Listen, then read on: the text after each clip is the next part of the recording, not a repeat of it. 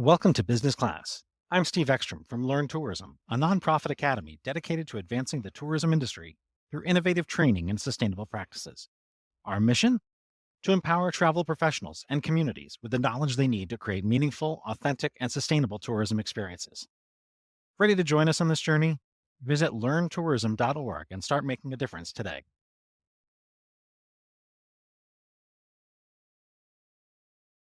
I'm Tina Valdecañas. I am a principal at Clarity of Place. We are a small strategic consulting firm, and we specialize in helping destinations figure out how they fit in their community. I currently live right outside of the Raleigh-Durham area in Hillsborough, North Carolina. I'm an East Coast girl by heart. Grew up in Georgia, spent some time in Washington, D.C., had a short little respite into Arizona, and then came back to the East Coast. What keeps you up at night? Several things work related, just helping our clients show their relevancy. I think it's a byproduct of living through COVID, understanding kind of how tourism fits in the economy. But far too many of our clients, and I hope it's not because they're our clients, but I think it's just an industry-wide issue, are spending too much time talking to their municipal leaders or talking to their stakeholders why you need to do this thing called tourism promotion and management. We've gone from the pendulum of during COVID, we all understood what happens when travel stops, but we seem to have forgotten about that. And now it's, oh, they're just going to come. And so we don't have to invest in our destination product. We don't have to invest in our tourism marketing organization. They're just going to come. I think helping our clients fight that battle or show with data and show with evidence why they are relevant and how they do fit into their community. What has been the best thing you learned this last year? It doesn't have to be work related. At first, I was going to say be patient. And I think I will stick with be patient because both in work and in my personal life, we have the tendency, especially when we're working on project work, that everything tends to be blown up and made a crisis when it's really not. And so to take the time to take a breath, in the case of work and working with clients, ask some questions, make sure that you understand the situation or the issue at hand, and then jump in and try to either solve the problem or set expectations as to this is what it is and this is how we're going to get through it. How did you end up working at Clarity of Place? Long story that I'll try to keep short. I actually started out, it's funny because I have my kids, one's in college, one's about to go to college. The question is, how did you know what you wanted to do? Usually in response to the parents' question of what are you going to do if you get your degree? But I am the opposite of what I'm trying to get my children to do. I grew up in Georgia, first generation Asian American, was really interested in, and I always date myself. This was before globalization was a thing. So graduated from high school in the late 80s and was always interested. I mean, small town in Georgia. I went to high school in the now city of Macon, and international because we had the Air Force Base nearby, but not really international. And so was always intrigued by international politics and was convinced when I went into college that I wanted to be a foreign service officer. Spent 4 years studying about international law and politics and just all the neat things that were going on in the outside world before we had this thing called the internet and while this thing called the Soviet Union was still a menace to the US. I went through those steps and got to travel very much and learned that in addition to an interest in international relations, I loved traveling. Did my due diligence, graduated, thought about taking the Foreign Service test, but had some colleagues from either grad school or undergrad who were successful, got into the Foreign Service, and then spent 3 years in a consular office just stamping visas. I don't know if that's for me. In the meantime, I got to work with a trade association who was helping U.S. companies invest in Southeast Asia. Got to travel to Southeast Asia monthly and got to see all of the neat things that were going on there. Again, this was in the early 90s. So switched my focus from, I really want to be involved in a career that allows me to travel and explore the world, but not so much stamp visas in a consular office. And started working in kind of that what I call international economic development. So with trade associations, just how do we increase trade relations? Met my husband. He was in Phoenix, Arizona. I was in DC. This was before email or unlimited talking on a cell phone, or even before cell phones. Flipped a coin. I moved out to Phoenix, put the international economic development aside and started just doing domestic economic development. So did that for a good 10 years until I saw the light of, I was spending my time working at how do we generate economic activity through these things that we call our places, either as economic developers trying to get companies to move in, as municipalities trying to grow our population, and then saw the light in the destination world where it was, this is how we celebrate our place. We generate activity for our community and give back, but we also get to do it on a kind of continuous loop where it wasn't like economic development was and still is to a certain extent very transactional. So you either win the project or you don't, and then you move on to the next one. But for destination organizations, it's just continuing to cultivate and care for their destination and wanting to share it. So I don't know if I answered the question, but that's how I got here.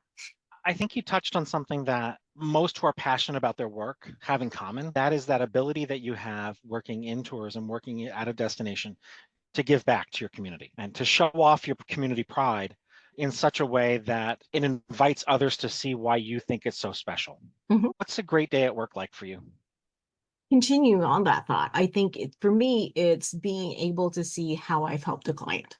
And I think when David, my business partner, and I started Clarity of Place, we knew that there were several firms like ours, advisory services, who can do that destination strategic planning or just help destinations out. Where we wanted to stand aside, or the niche that we wanted to build ourselves for ourselves, was knowing that there's so many bright and just passionate people out there. I'm am most involved in Destinations International and started getting involved in TRA. But the one thing that, not a knock on the economic development associations in any means, but one thing that I always see consistently at a conference or any kind of gathering is that passion, that destination leader, either C-suite or kind of the young leader who's up and coming and has great ideas. They know their communities, they live it and they breathe it. It's not just a product that they sell, it's part of them. And so knowing that there's that great wealth of talent and expertise, we didn't want to be the type of firm that kind of swoops in, does a plan, and then swoops out. We knew that there's a lot of local resource and talent. If we can tap into it, if we can add capacity to help those organizations do their strategic planning or do those things that, as they're so busy doing their day job and putting out fires, don't have time for. That was the kind of help and assistance that we wanted to be. So a great day at the job for me is being able, either a large problem or a small issue, to be able to know that I've helped X client make her job even better, or make her job easier, or share her thought leadership with her stakeholders by maybe writing up a bunch of talking points for her or pulling together some data that shows her point. But being a contributor as a rep, as opposed to just delivering something and then moving on. What advice would you have for somebody who's just out of college and starting their career? I would say try a lot of different things and meet as many people as you can. The other thing that I have really relished about this tourism industry and community is that everyone's willing to talk and share. I know that when David and I were starting Clarity of Place, there were just tons of folks who were just took our call, and we got to ask them questions of, would you need this or would you need that, or what do you think about whatever? And their ability to not only just answer the question, but to share kind of their knowledge. One of the people that we spoke to earlier, I remember a quote that she gave us, that we're an industry full of good people, and your job is just to find those good people, because good people find good people and you do good things. I know that's, for someone starting out, there's not a clear action plan, but if I could give that advice to doing that, spend the time at conferences or spend the time when you're at your local Chamber of Commerce meetings, just getting to know people and hearing their perspective and taking their perspective of how you can celebrate your community even better. I would absolutely agree with you on that. One of my first work experiences, I worked for a restaurant company and I was doing sales and event management. And then I got a job at a staffing company, and our clients ranged from media distribution companies to soap manufacturers and science and tech. And I had the opportunity to see all sorts of different businesses and talk to people in all sorts of different industries to realize that tourism is what I'm passionate about. And I think that's an experience, like you said, network with your local chamber of commerce, network with your alumni group, get to know others and learn from them is really important. I was just going to add to your point of just those different people that you run into. Also go into it with the understanding that it's not a cookie cutter type of industry. Just because destination leader A has this background and has done these things doesn't mean that destination B has to do the same things to be just as successful. It's a great opportunity to find out where your niche is, find out who needs your niche, and just build up on that. Your job is touching your passions and touching those things that you both enjoy doing and excel in doing, and you have a part to play. How are you most like each of your parents? That's an interesting question. And again, having our oldest child actually just this morning landed in Spain for a semester abroad. And so Oh, nice. trying to bridge that distance as you grow older, people tell you you're going to turn into your parents, and you're like, no, that'll never happen to me. But in the preparation for this trip, I turned into my parents. So I'm like, so for my mom, I would say I am very much a planner, probably to a fault at times, because I love structure. I love having a plan, and I don't like surprises. And so having that, some would call it rigor, some would call it unrealistic expectations. When you plan out things and they come to fruition. I would like to say that most times it does help to have a plan. I would say that what I learned from my father is, I don't know if I would call it grace or permission to not always have the plan have to work out as it is, or not to be perfect, where it's that understanding that yes, success does come from planning and being prepared, but there are certain times in every situation where stuff just happens. And so to be able to, again, take that step back and go, okay, not what I was expecting. The world, all of the times, at least for me, the world wasn't coming to an end. Don't act as if the world's coming to an end, but just pause and regroup and figure out the next path. Give me an example of something that didn't work out as you had expected, but turned out for the better. So a not so distant or past client ago, we were brought on to do a certain strategic plan for them, knowing that for some associations you have to be certified, so you need this thing called a strategic plan. And it's job security because sometimes you hire somebody to do that. But was going down the path of we need a strategic plan. It's been 5 years since we've done a strategic plan. We know that our destination has changed a bit since our last plan. And so let's do the steps that we need to do, create this plan, and then we'll go on to our next thing. Being the planner that I am, we had our ducks in a row, the process to follow. But then came to the strategic engagement, or the stakeholder engagement part of it, where we always want to ground truth, what we see in the data. And also because the destinations belong to the stakeholders, understand what their values and their needs are. It wasn't a bad pivot, but it was definitely, as we did the different stakeholder engagements, the interviews, the focus groups, we learned that it wasn't so much the need to grow tourism that was causing the strife in the community. It was underlying issues that the community hadn't really dealt with.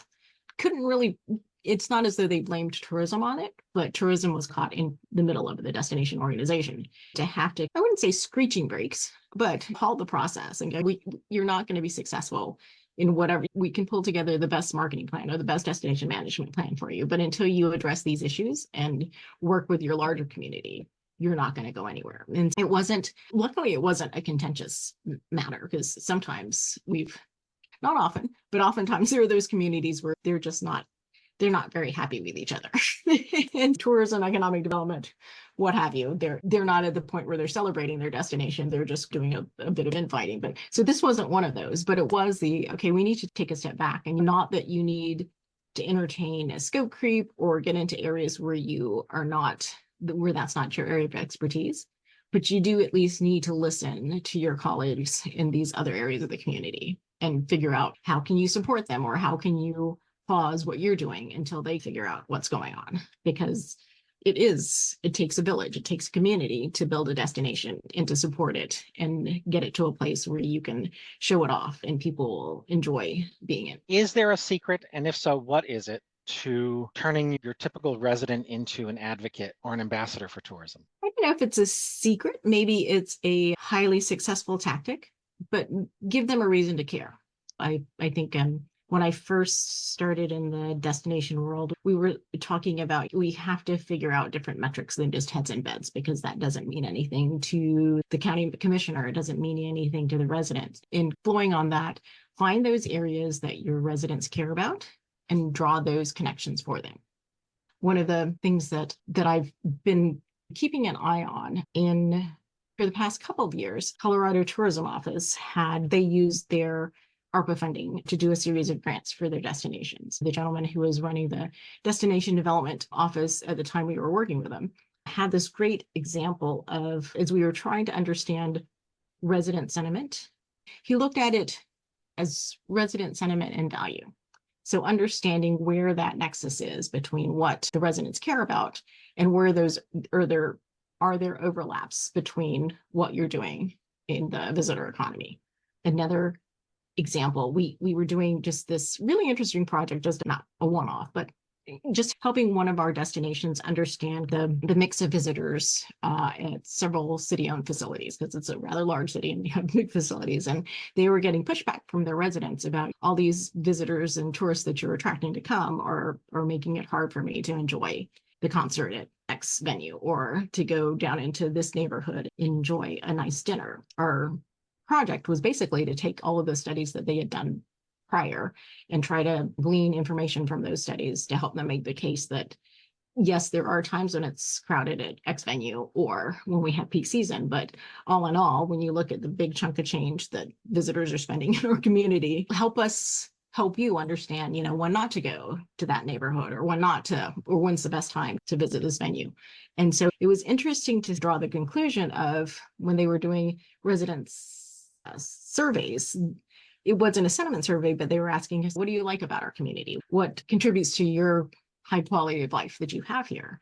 Not surprisingly, it was, I get to go to these venues and I get to go to these restaurants. And it was finding out that's where the nexus of what the residents wanted to use and the visitors wanted to use was helpful. Not that there was a magic bullet to solve it, but at least to set expectations and to have the messaging for the destination organization to go, hey, we understand that everybody wants to come to our community in the summertime. We're not spending our marketing dollars getting people here in the summer. We're trying to get the people here in the winter months, when we need to help our restaurants stay open because they need that visitor flow. Or we understand that part of the thing that helps our economy is having folks stay overnight, because the lodging tax revenues that we get. We're not marketing to the city down the street that people can just spend a day trip here.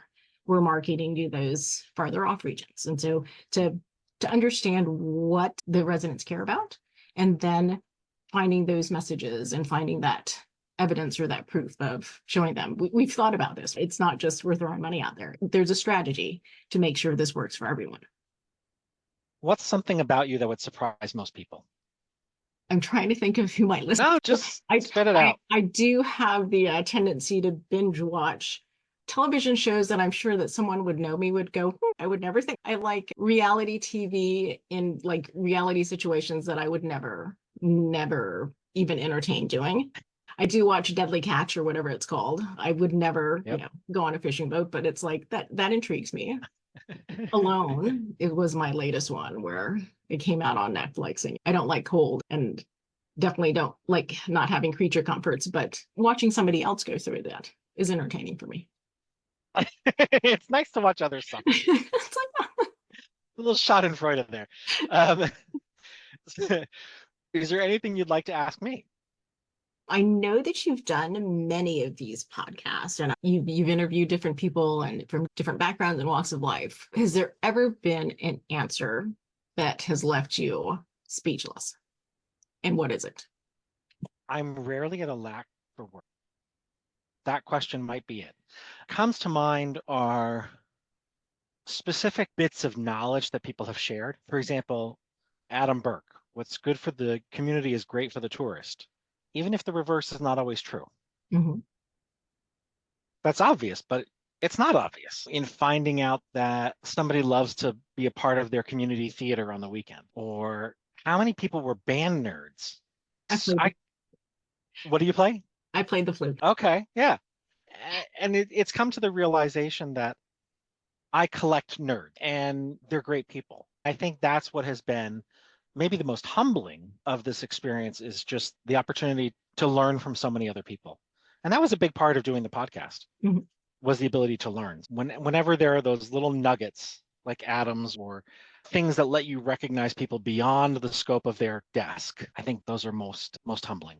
Thank you for that. I am jealous that you get to talk to all of these interesting people and file away the not so much the collective experiences of what makes our industry and what makes this thing called tourism and tourism promotion and management just Yeah. so fulfilling, where it's not just a job and you can take it in so many ways and you can excel in so many ways. I think that's one of the best lessons to learn from hundreds of interviews is that number one, there's no clear career path. However, you get to do what you love for reasons that you love. You get to make a difference. In many ways, you get to carve your own path. I think that's something that come across throughout almost every interview. If folks would like to learn more about your organization or get in touch with you, how would they do that?